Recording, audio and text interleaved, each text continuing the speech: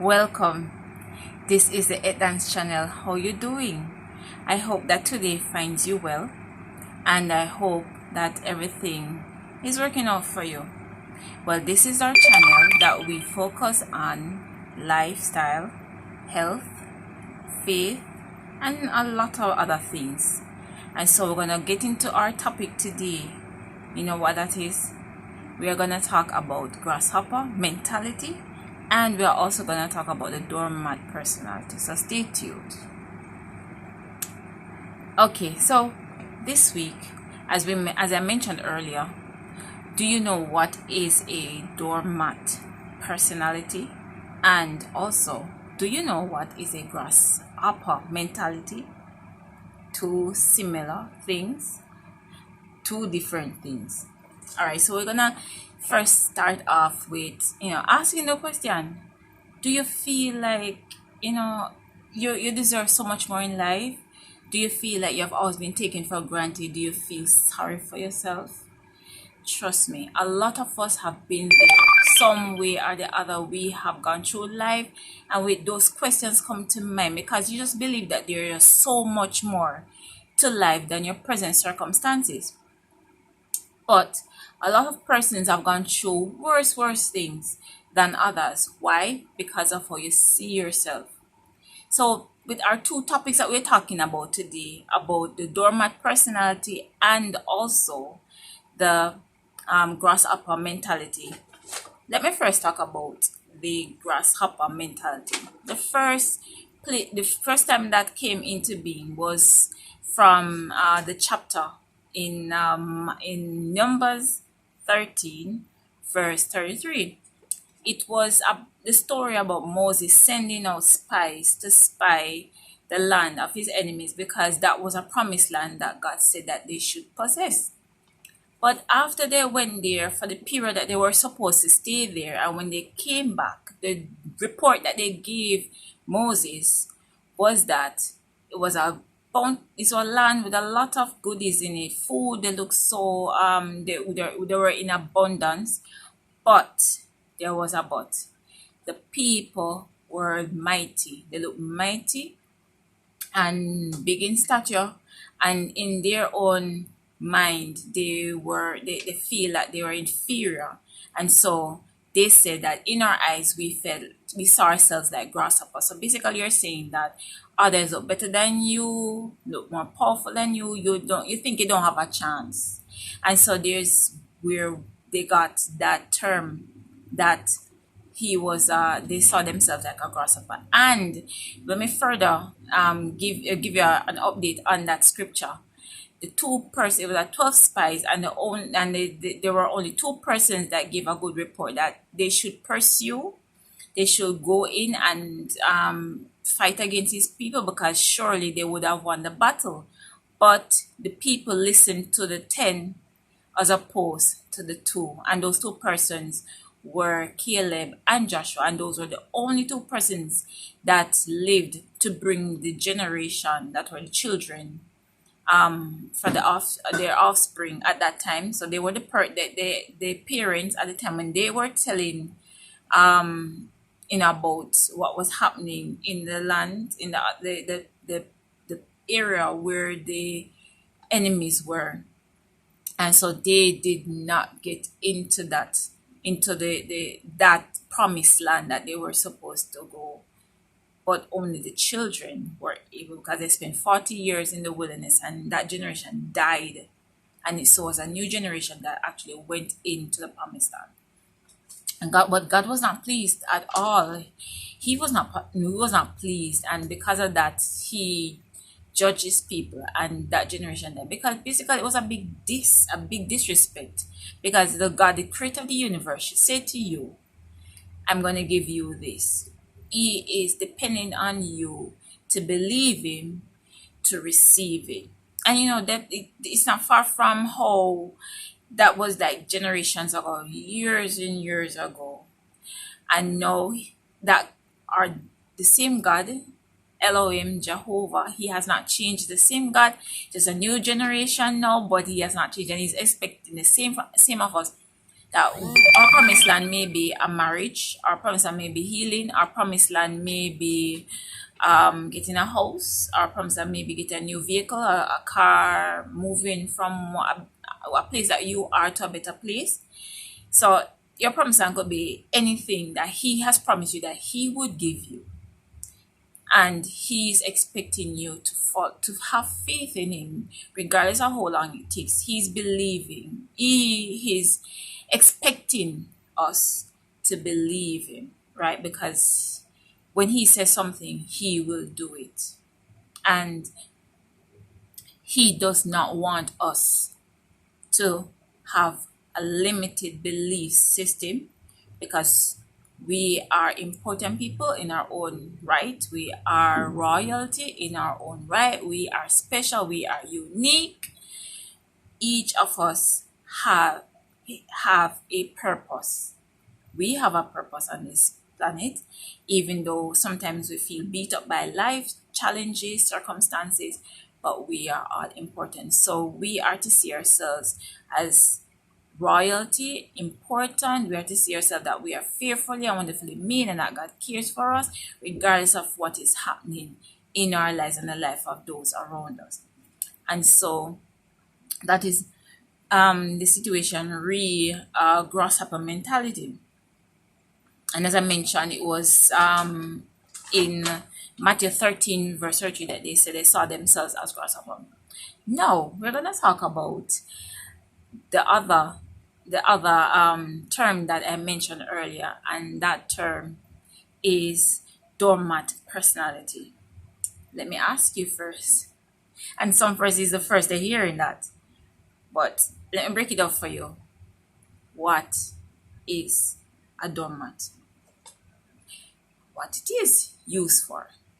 A doormat is a mat that you put at the door, and when you're out and about, it is there placed at the door for you to get excess dirt, or if not all the dirt, off your feet, right? And because of that purpose, that is what it's there for. Now, just think about it. Do you think that persons have that mentality today in our 21st century? For some persons, beyond your imagination, you can't think about, but it does happen. And there are other terms that fall into that category of a doormat personality: people pleasing and being too nice. Now, you may ask yourself, oh, ouch, that is very terrible. But there are some reasons why people are like that. Some people just they don't believe that they are important, that they have the same right as other persons, and they may feel that some persons are far more important than themselves. So they allow persons to take advantage of them, to control their lives, and it's like they're powerless, they're helpless. How can we deal with those things? How can we overcome that phenomenon of being a doormat?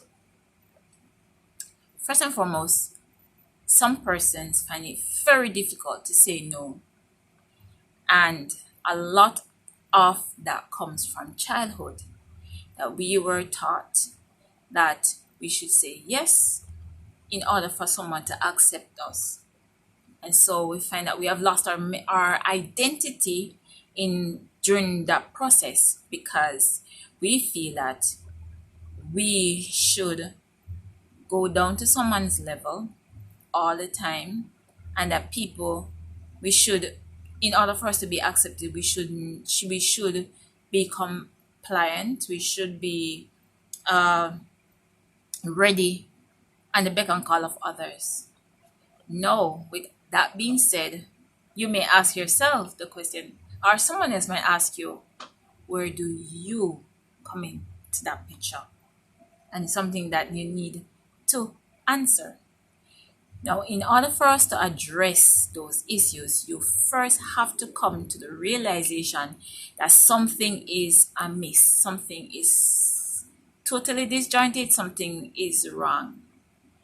because we are important. And I keep saying that through this discussion with you, that we are all important. We are unique. Let me tell you something. I may want to look like someone, but I'm doing an injustice to myself. You know why? You see, my fingertips, all my fingers, they are unique. There is no one on this planet Earth that has my prints, my fingerprints. So, going back to what I said earlier, do you think you deserve to be a doormat? Do you think that other persons are more important than you? When you are doing other people's things, and say for instance, someone wants something to be done, they want to go somewhere but they can't do it, and they call you, and because you don't want to hurt their feelings, you say, you have something to do, personally, you have something to do, but you say, I'll just accommodate this request. And you go and you accommodate this request, and then what happens is that you have totally disregarded, dishonored, disrespected yourself, especially if you have done it over and over frequently, right? So there might be an assignment that you need to get done. There might be chores, there might be shopping, but for some reason you find it very difficult to say no to this person. And so when you have gotten these person's requests, you have completed their requests, you find that you're tired, you find you get miserable or get frustrated because you are saying to yourself, I don't deserve this. I should not be in this. I am building you, and in the process, I am not making my life better. So, one of the first things that you need to do is acknowledge that there's something out of place. You have to face it.